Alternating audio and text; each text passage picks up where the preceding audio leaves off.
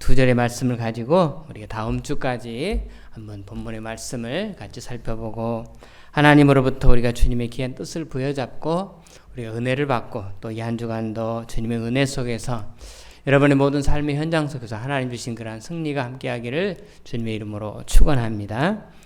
아멘. 네, 한번 따라서 합니다. 성령과 우리의 연약함을 도우시는 성령님. 한 번 더 합니다. 우리의 연약함을 도우시는 성령님. 예, 오늘 말씀의 제목을 삼았습니다. 성령님께서 우리의 뭘 도우신다고요? 우리의 연약함을 도우신다는 것입니다.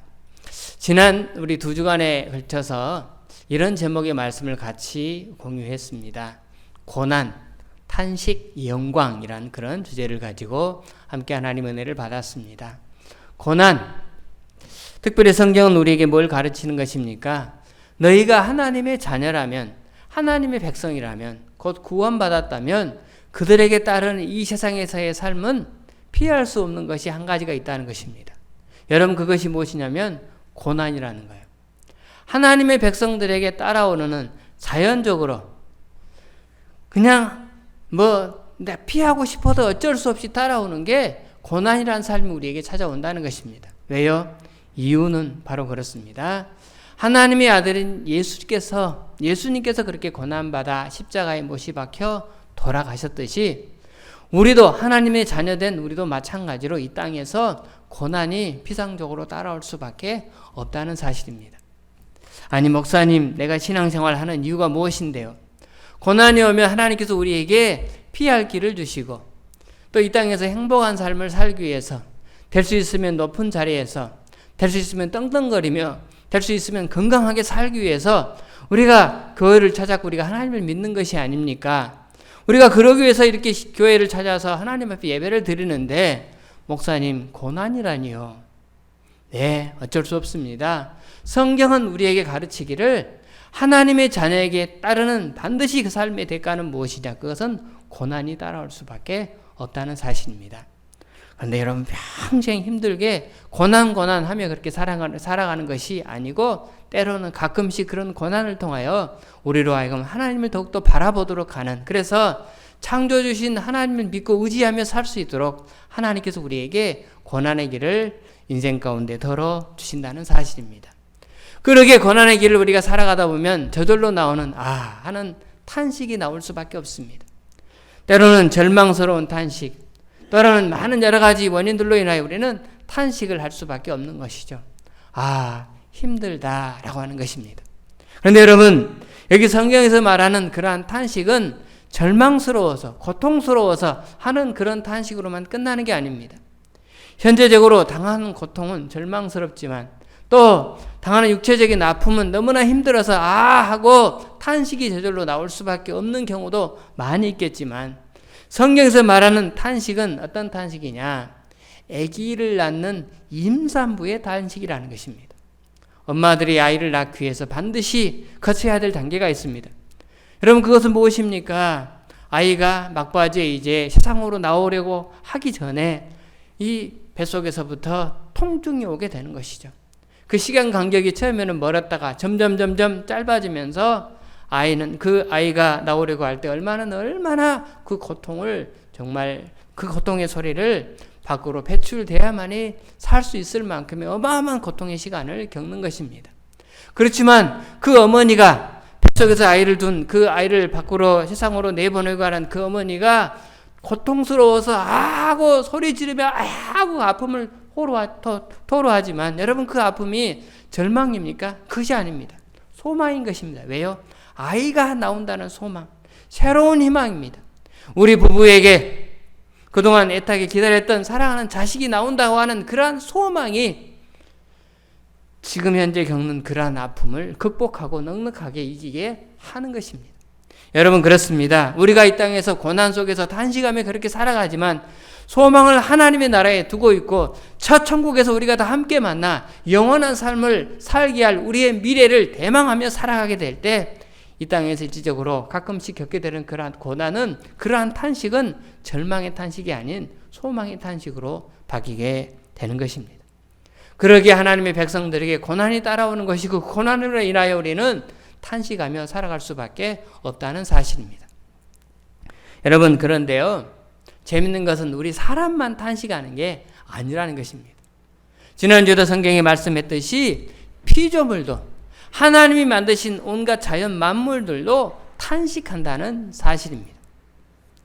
제가 아들을 데리고 한 바퀴씩 돈다고 했죠. 아침마다 이제 운동을 하는데요.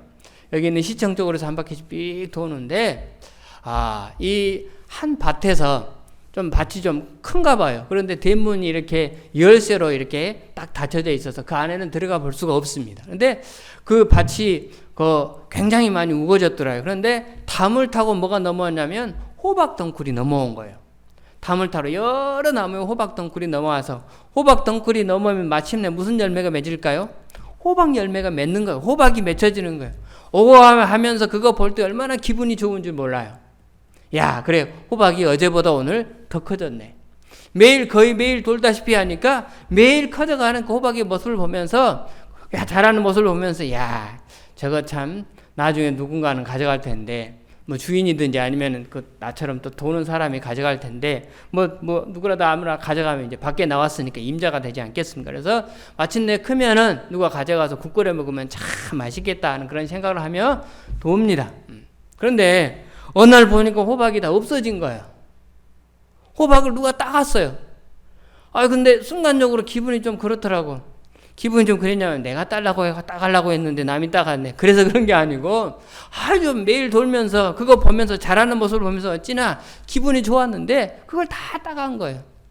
주인이 따갔는지 아니면 다른 사람이 따갔는지 모르지만은 아직 자라지도 않은 주먹만한 호박을 그새 따간 거예요. 기분이 그래요. 그런데 며칠 뒤에 또 보니까 조그맣게 호박이 또 열렸어요. 그래, 저거 좀 자라들 때까지 보자 했더니 봤더니 일주일도 못 가서 또 누가 따간 거예요. 그래서 제가 오늘 본문을 보면서, 지난주에 다른 꽃들을 보면서 그런 느낌을 가졌다고 했죠.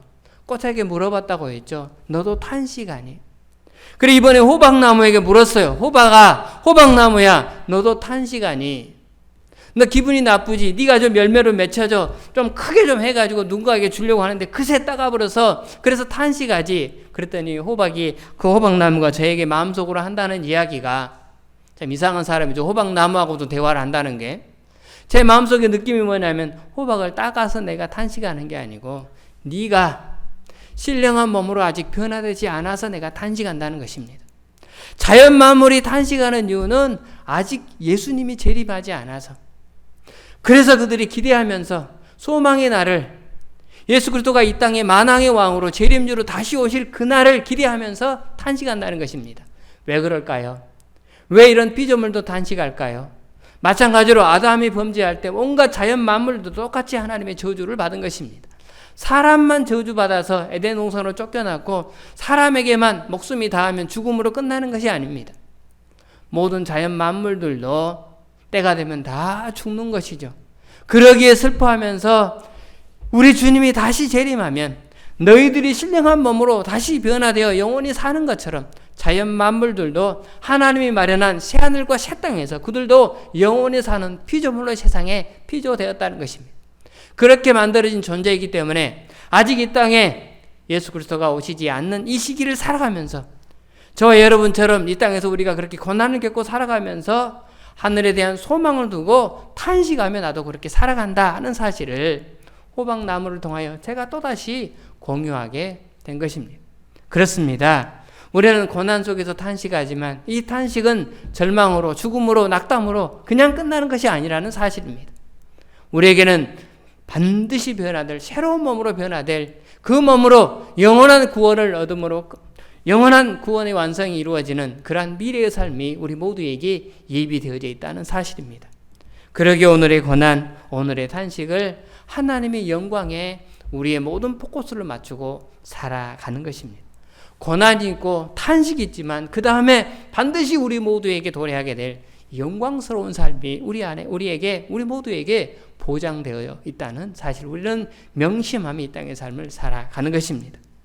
자, 그러면 우리에게 고난과 탄식과 결과적으로 영광이 오게 되는데, 여러분 이 세상 속에서는 우리가 고난을 겪고 탄식을 겪을 수밖에 없지 않겠습니까?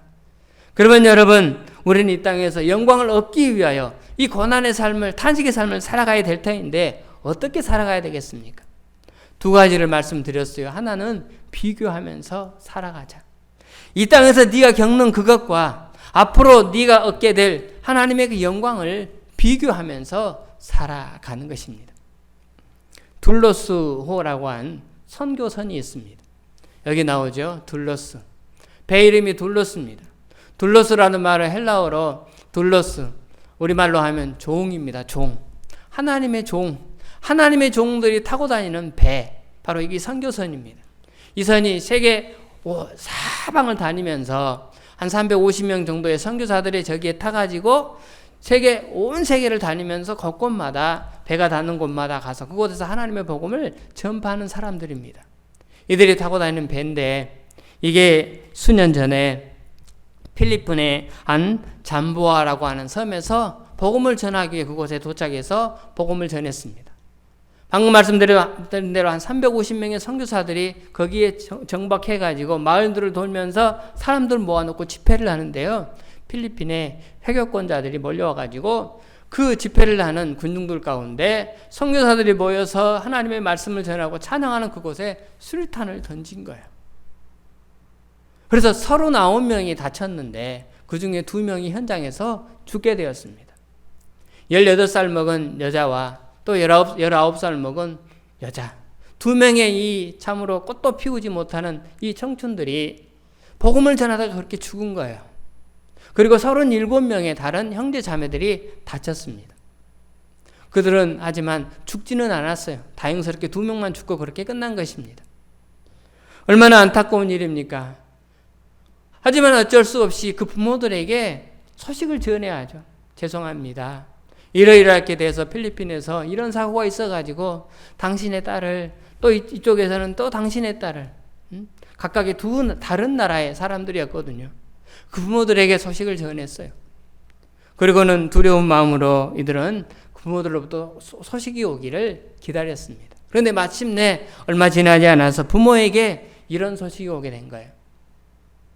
제가 그대로 읽겠습니다. 우리는 이 비참한 소식에 잘 대처하고 있습니다. 더 열심히 복음 전하는 일에 계속하시기 바랍니다. 이 2줄로 부모들에게 이렇게 전보가 왔다고 합니다. 우리는 이 비참한 소식에 잘 대처하고 있습니다. 내 자식이 죽었다는 소식이 얼마나 비참합니까? 그렇지만 잘 대처한다는 거예요. 그러기에 당신들은 거기에 좌절되거나 위축되지 말고 더 당당하게 서서 복음 전하는 일에 더 열심히 사람들에게 전하면서 당신들의 사명을 더 잘 감당해 주시기 바랍니다. 라고 하는 그런 소식을 둘로소에 이 부모들 통해서 전하게 된 것입니다. 여러분, 부모들이 어떻게 이럴 수가 있을까요? 내 자식이 죽었는데요. 어떻게 이런 전보를 그들에게 전할 수가 있을까요? 다른 많은 사유들이 있겠지만 그 중에 특별히 하나가 뭐냐면 비교한 거예요. 이 땅에서 내 딸이 그렇게 죽었지만, 비참하게 수류탄 그 폭탄으로 인하여 이 땅에서 그렇게 목숨을 잃었지만 장차 얻게 될 그 딸에게 부여된 하나님 나라의 영광이 그들 앞에 놓여져 있다는 사실을 비교한 것입니다. 둘을 놓고 비교한 거예요. 여러분, 우리는 이 마지막 때를 그렇게 살아가야 된다는 것입니다. 이 세상에서 많이 얻고자 하지만 원하는 대로 그렇게 취해집니까? 여기 이 자리에 부자 없습니다. 떵떵거리며 사는 사람 없습니다. 좀 더 있었더라면 우리가 더 많은 일들도 감당할 수 있고 내가 좀 더 편하게 살 수가 있고 나도 좀 떵떵거리며 살 수가 있을 텐데 왜 나에게 이런 정도 조금만 더 주시면 더 좋을 텐데 하는 그런 바람들이 우리 안에 다 있을 것입니다. 하지만 그게 없다고 여러분 좌절하거나 낙담할 필요가 없다는 사실입니다. 왜요? 그것과 앞으로 우리가 얻게 될 하나님 나라에서의 영광과 비교할 수 없다는 거예요. 사도 바울은 그 사실을 알았기에 이 세상에서의 그에게 부여된 특권, 노마인이고 그리고 가말리엘 문화sek이고 똑똑한 지혜를 가진 그런 자였지만 그 모든 것들을 다 버리고 복음을 위하여 전생애를 하나님께 바쳤습니다. 왜요? 장차 나타날 영광과 비교하니 이 땅에서 자기가 누리는 것들은 아무것도 아니었다는 사실을 그가 깨달아 알았기 때문인 것입니다. 여러분 그렇습니다. 돈하고 앞으로 우리가 하나님 나라에 가서 누리게 될 영광하고 한번 비교해 보시기 바랍니다. 비교도 되지 않죠. 이 땅에서 건강과 여러분 하나님 나라에서 받게 될 영광과 한번 비교해 보시기 바랍니다. 권력과 비교해 보시기 바랍니다. 아무것도 아닌 것입니다. 그러니 돈 없다고 건강하지 못하다고 내가 좀 초라하게 산다고 낙심할 필요가 전혀 없다라는 사실을 우리는 기억하자는 것입니다. 내 몸에 아픔이 있습니까? 여러분 가정에 곤란함이 있습니까? 여러분 그것과 하나님 나라에서 받게 될 영광과 한번 비교해 보십시오. 그러면 지금 여러분이 겪고 있는 그러한 고난, 아픔, 건강하지 못한 것, 돈 없는 것, 이것들은 아무것도 아니라는 사실을 우리가 다시 한번 깨닫게 되는 것입니다.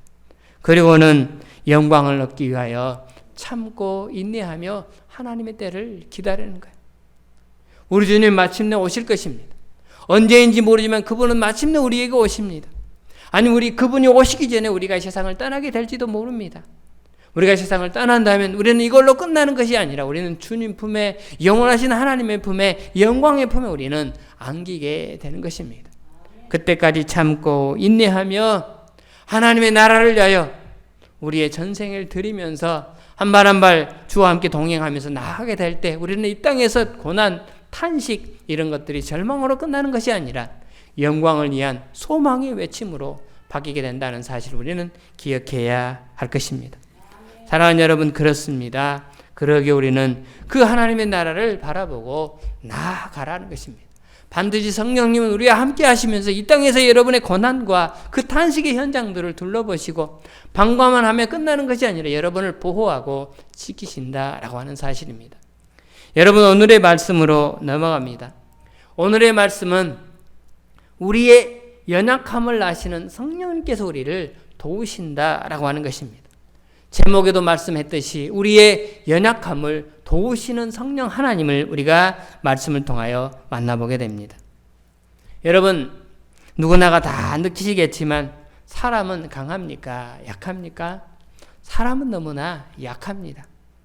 아무리 뛰어난 사람도 아무리 훌륭한 사람도 혼자 개개인을 뜯어놓고 보면 그는 너무나 부족하고 너무나 미약하다는 사실을 우리가 인정하지 않을 수가 없습니다. 또한 지금까지 신앙생활을 해오면서 크게 우리가 얻는 진리 중에 하나는 사람은 아무리 믿음이 좋아도 여러분 인간으로서 연약함은 벗어나지 못한다는 사실입니다. 우리는 연약함에서 벗어날 수가 없습니다.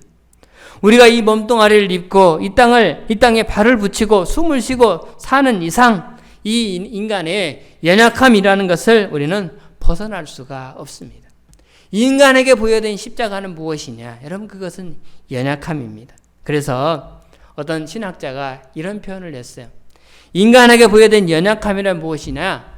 인간 조건의 총체다라고 했습니다. 인간 조건의 총체, 바로 이것이 인간에게 부여된 연약함이라는 것입니다. 또 어떤 신학자는 그걸 다른 말로 표현을 해서 연약함이란 피조물다움이다 라고 표현했습니다. 피조물답다, 그게 뭐냐면 연약하다는 거예요.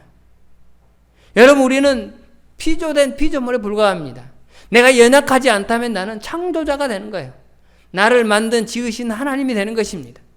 여러분 내가 조금 괜찮게 가졌다고, 내가 좀 높은 자리에 있다고, 내가 좀 남보다 좀 힘세다고, 내가 강하다 스스로 그렇게 인정하고 살아간다면 여러분 우리는 큰 오산이요 너무나 큰 착각 속에 살아가는 것입니다. 우리가 피조물다움으로 인정한다는 것은 무엇입니까? 나는 연약한 존재다라는 사실을 인정하며 나를 만드신 창조자 하나님 앞에 우리 자신들을 드리는 것입니다. 여러분 그러기에 오늘 우리는 인간이 연약하다라는 여기서부터 우리에게 신이신 하나님이 필요하다는 사실을 인정하는 것으로부터 우리가 출발됨을 기억해야 합니다. 이런 의미에서 오늘 성경 26절에서 하나님은 성령도 우리의 연약함을 도우신다라고 그렇게 말씀합니다.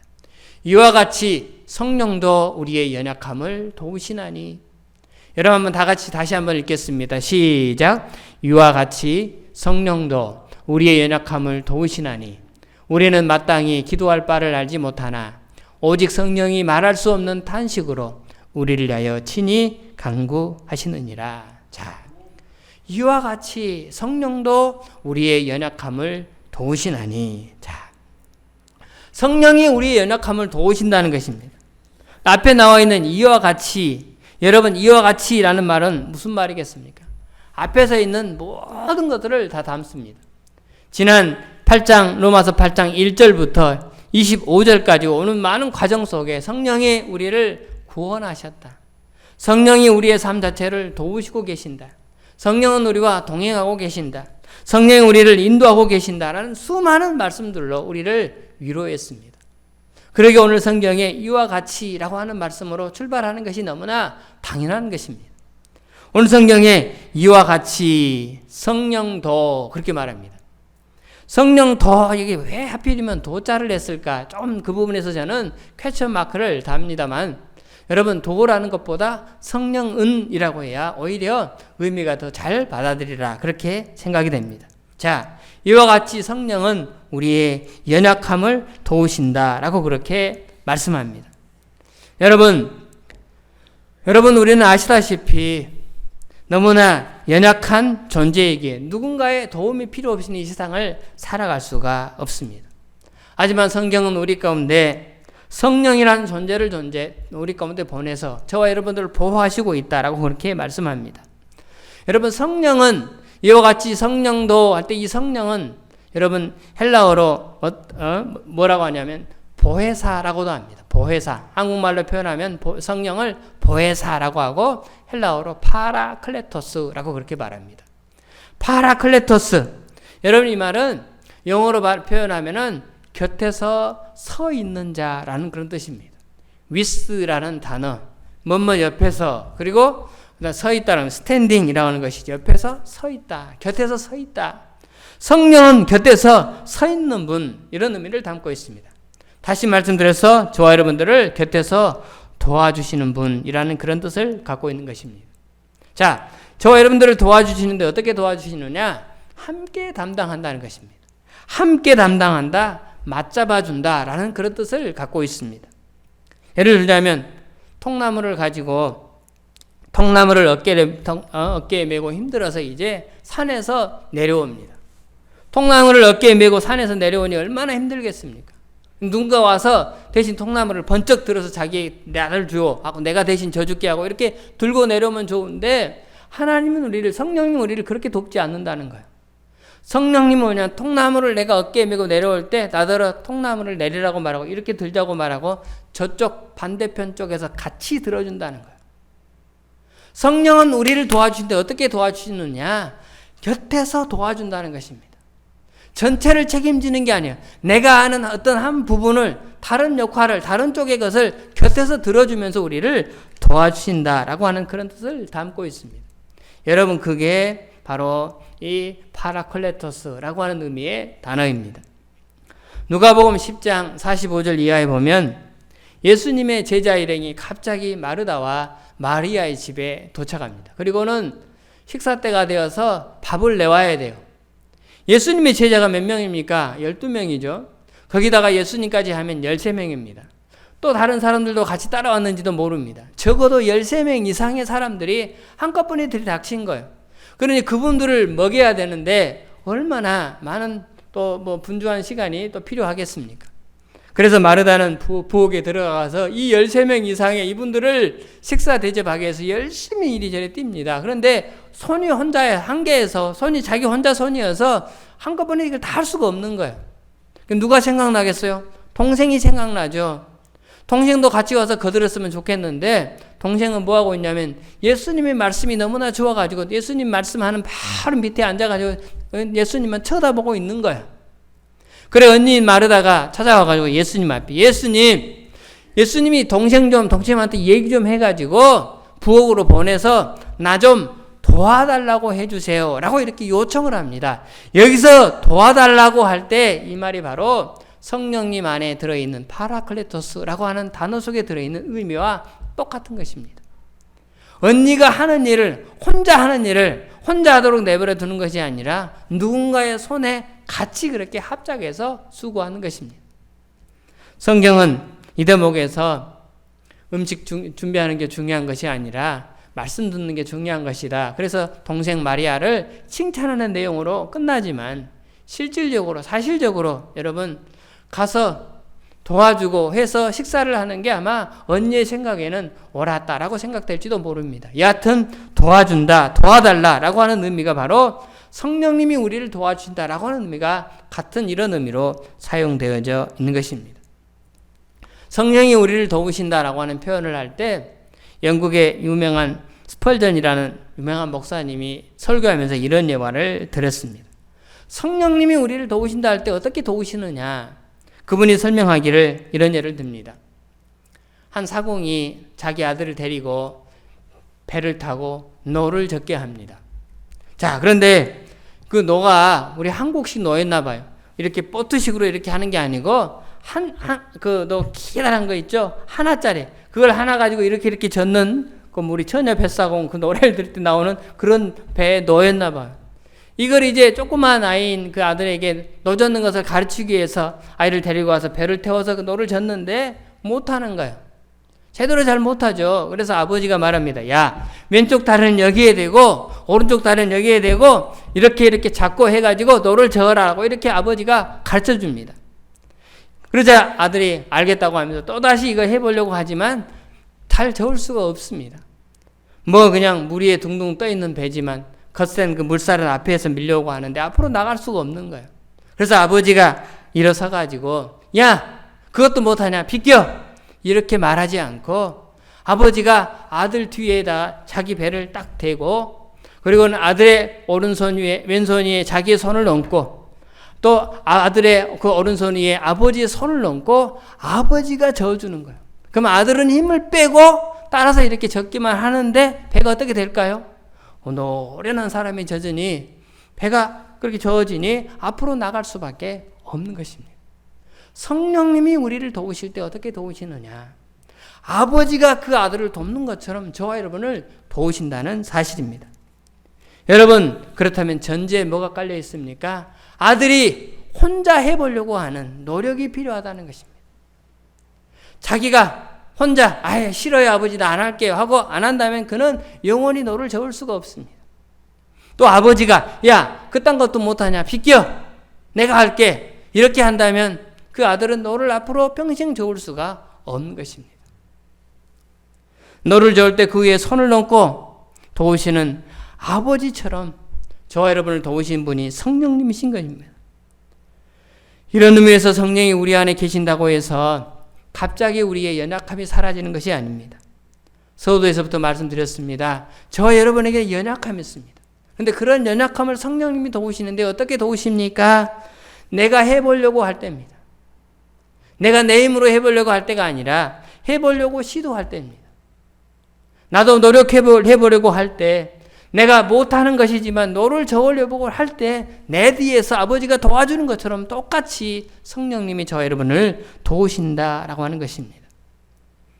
그러게 여러분 우리가 성령님의 도움을 받기 위해서 뭘 인정해야 합니까? 우리 자신의 연약함을 먼저 인정해야 합니다.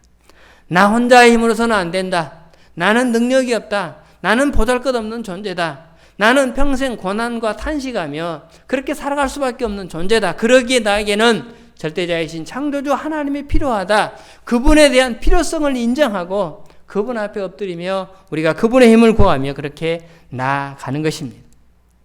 여러분 우리가 움직일 때 우리가 순종할 때 성령은 그때 우리를 도우십니다. 이런 의미에서 성령은 우리가 연약하기 때문에 오셨고 우리가 연약하기 때문에 동행하시는 하나님이심을 믿으시기 바랍니다. 여러분 아멘입니까? 그렇습니다. 연약하기 때문에 성령님이 오신 거예요. 우리의 연약함을 인정하지 않는다면 그분의 도움을 필요하지 않죠. 그러면 우리 가운데 성령님이 오실 필요도 없습니다. 우리가 연약함을 인정하고 그분의 도움을 필요로 하니까 여러분 성령님이 우리 가운데 오셔서 우리의 인생을 주장하고 계시는 것입니다. 바꾸어 말하면 무슨 말입니까? 우리의 연약함은 성령을 우리 안에 머물게 하는 조건이 된다는 사실입니다. 여러분 잘 들으셔야 합니다. 성령을 우리 안에 머물게 하기 위해서는 반드시 필요한 게 무엇입니까? 내 자신의 연약함을 인정하는 거예요. 나의 부족함을 인정하는 것입니다. 오히려 우리의 연약함은 그러기에 슬퍼할 일이 아니라 여러분 우리의 연약함은 감사할 일이 되는 것입니다. 왜요?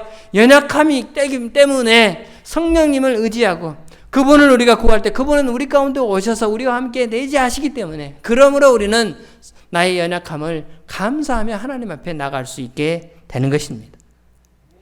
안타깝지만 우리는 그 반대로 생각하며 살았습니다.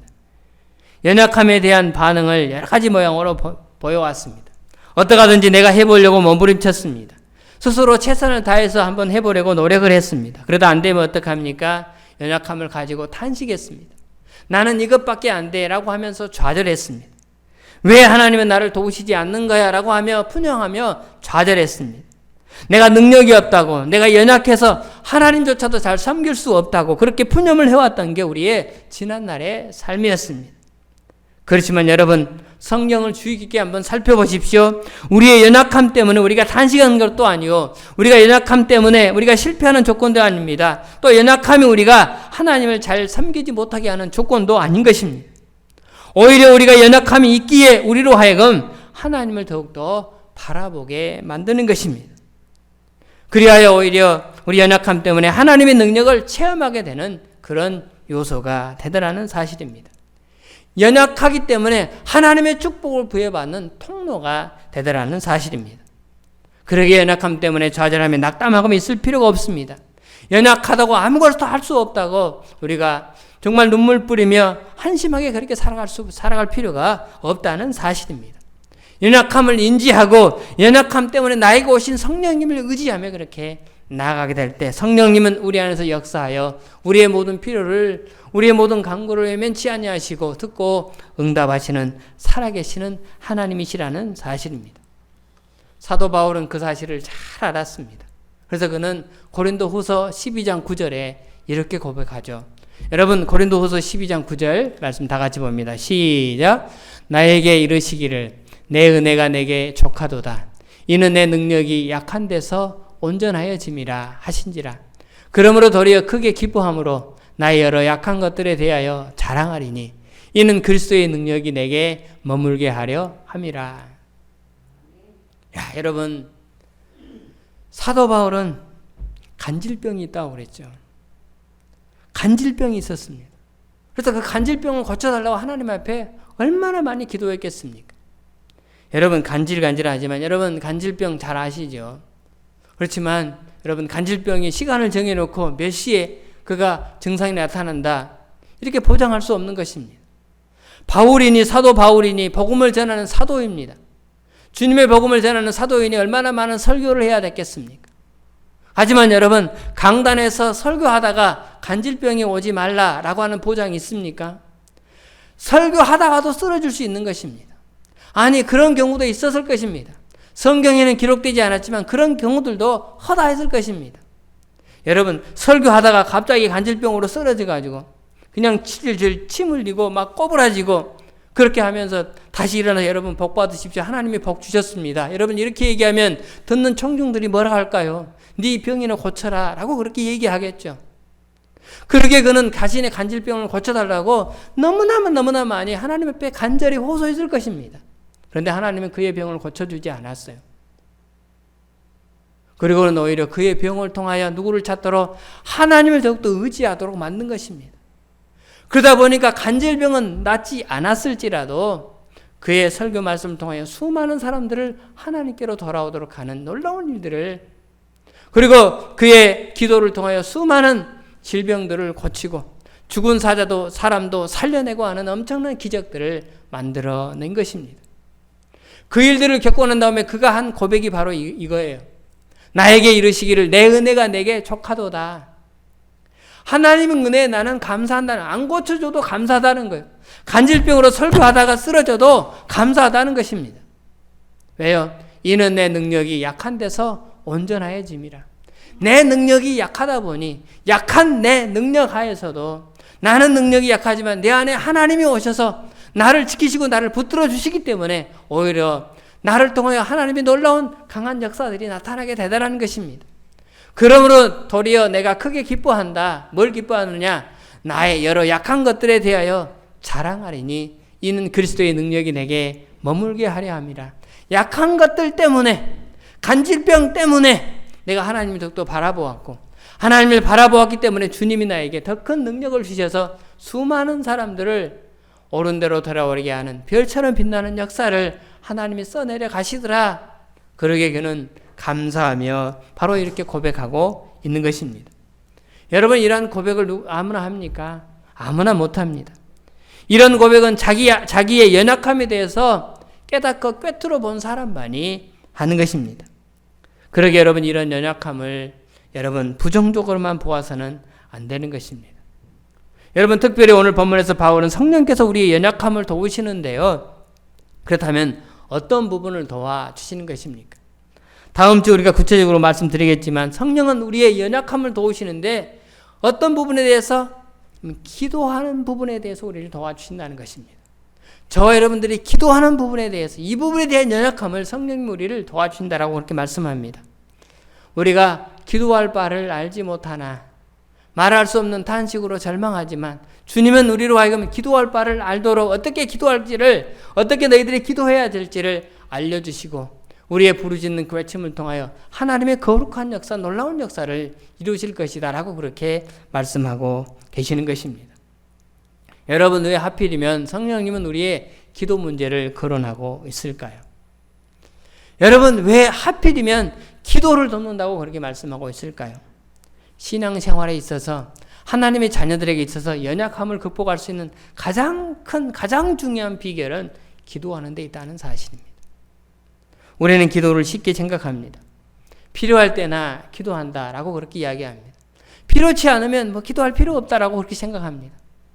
하지만 여러분, 그렇지 않습니다. 성경은 우리의 기도가 너무나 중요하다는 사실을 알려주기 위해서 우리의 기도할 바를 성령님이 도와주신다라고 그렇게 말씀하고 계시는 것입니다.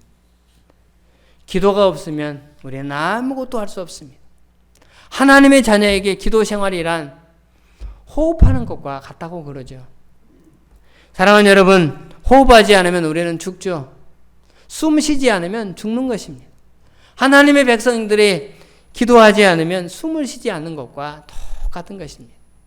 그러기에 그 가장 중요한 숨을 쉬는 그 통로를 다시 크게 넓게 열어서 우리로 하여금 하나님의 영적인 놀라운 은총들을 회복하도록 하기 위하여 우리의 기도를 도우신다라고 그렇게 우리의 기도를 도우시는 성령 하나님을 우리 가운데 다시 찾아오셔서 우리의 기도를 도우실 것을 약속하고 계시는 겁니다. 어떤 목사님이 이런 말을 했어요.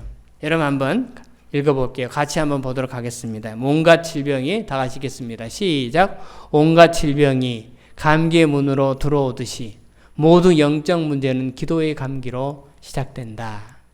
자, 온갖 질병이 감기로부터, 어디 말은 작은 것이지만 가장 기초죠, 감기.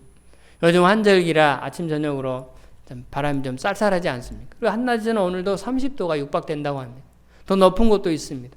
이렇게 일교차가 심하니까 감기에 걸릴 확률들이 많다고 하죠. 감기는 아무것도 아닌 것 같지만 바로 여기서부터 온갖 질병이 시작된다고 합니다.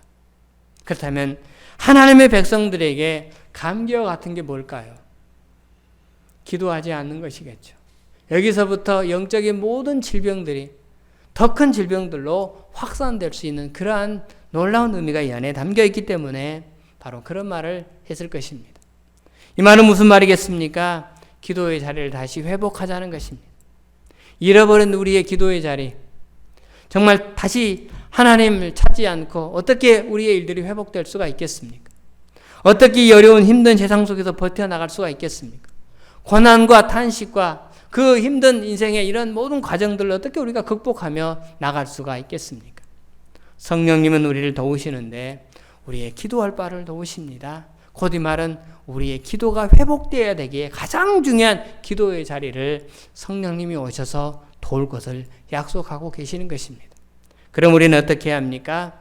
잃어버린 기도의 자리를 내가 나 스스로 다시 나아가는 것입니다. 전에 제 개인적으로도 저녁마다 모여서 우리 가족들끼리 기도하고 그랬었습니다. 또 혼자 또 시간을 정해놓고 그렇게 기도했었습니다.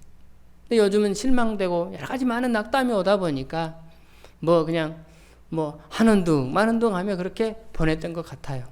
이 말씀을 준비하면서 제 마음 가운데 야, 너 뭐하니? 야, 너 뭐하니? 너 뭐하고 있니? 너 가장 중요한 건 놓치고 그렇게 네가 목사라고 네가 신앙생활 한다고 그러면서 네가 지도자라고 네가 앞에 서서 큰소리 치면서 설교할 수가 있니? 제 마음 가운데 가장 제 안에 너무나 큰 음성으로 그렇게 들려왔습니다. 사랑하는 여러분, 그렇습니다. 이 자리가 회복되지 않는다면, 기도의 자리가 회복되지 않는다면 우리는 아무것도 할 수 없다는 사실을, 그래서 내가 너희의 기도를 도울 것이라고, 내가 너와 함께하면서 반드시 내가 기도의 자리를 회복하면 네 기도의 자리를 회복되는 그 자리를 통하여 모든 기적의 역사가 다시 시작될 것이라고 우리 하나님이 그렇게 제 마음 가운데 음성으로 들려주셨습니다. 사랑하는 여러분, 다시 회복합시다. 그리고 말씀을 붙들고 다시 나아갑시다. 그리고 기도의 자리, 회복된 그 자리, 무릎 꿇은 그 자리가 하나님의 모든 기적을 회복하는 모든 일에 가장 기본적인 통로의 자리가 될 것입니다. 그 자리를 회복하며 나가는 여러분 모두 위에 한 주간의 삶이 그 정도로 끝나는 것이 아니라 여러분 영원한 영광의 자리 가는 그날까지 여러분을 복된 존재로, 영광스러운 존재로 하나님의 위대한 역사를 드러내 보여 주실 줄로 믿습니다. 그 귀한 역사에 우리 모두가 초청받아 하나님의 놀라운 이적들을 맛보고 하나님의 행사하심을 사방에 하나님께서 나를 통하여 이렇게 하셨음을 자랑하는 복된 입술로 나가게 됐을 때 하나님이 약속하십니다. 당신의 인생을, 사랑하는 자녀들의 인생을 별처럼 빛나게 하실 것이라고. 분명히 별처럼 빛나게 하실 것이라고. 그 별이 샛별이든 무슨 별이든 뭐 크든 작든 상관이 없습니다. 반드시 별처럼 빛난 생으로 역사하여 주실 줄로 믿습니다.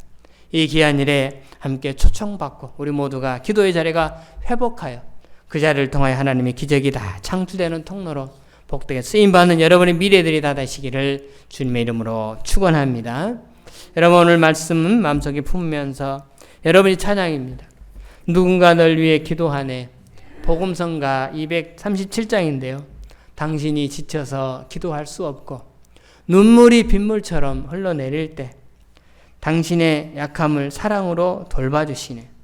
그때 누군가 기도해 줍니다. 누군가 곁에서 우리의 기도를 돕습니다. 그분이 바로 성령님이신 것입니다. 우리 함께 찬양으로 나갈 때 성령님 우리를 다시 도와주시라고, 내가 다시 무릎 꿇는 내가 되기를 소망한다고, 우리의 마음과 생각을 다스려 주시라고, 인도해 주시라고 기도하는 마음으로 함께 찬양으로 나가도록 하겠습니다.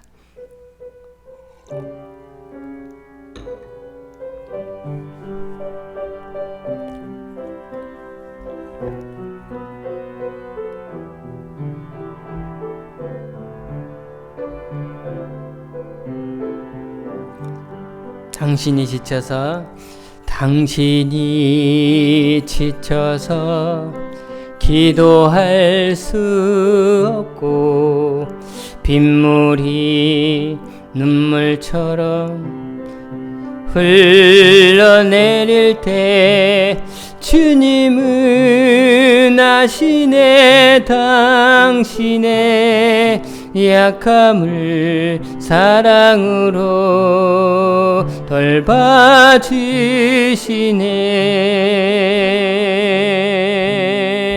누군가 널 위하여 누군가 기도하네. 내가 홀로 외로워서 마음이 무너질 때 누군가 널 위해 기도하네. 당신이 외로이 홀로 남았을 때 당신은 누구에게 위로를 얻나. 주님은 아시네. 당신의 마음을 그대 홀로 잊지 못함을. 누군가 그대 위해 누군가 늙은가 기도하네. 내가 홀로 외로워서 마음이 무너질 때 누군가 널 위해 기도하네. 한 번 더 합니다. 당신이 지쳐서 기도할 수 없고 눈물이 빗물처럼 흘러내릴 때 주님은 아시네. 당신의 약함을 사랑으로 돌봐주시네. 당신이 외로워 2절입니다. 당신이 외로이 홀로 남았을 때 당신이 누구에게 위로를 얻나. 주님은 아시네. 당신의 마음을 그대 홀로 잊지 못함을. 누군가 널 위해 기도하네. 누군가 널 위하여 누군가 기도하네. 누군가 기도하네. 내가 홀로 외로워서 마음이 무너질 때 누군가 널 위해 기도하네. 조용히 그대 위해 조용히 그대 위해 누군가 기도하네. 내가 홀로 외로워서 마음이 무너질 때 누군가 널 위해 기도하네.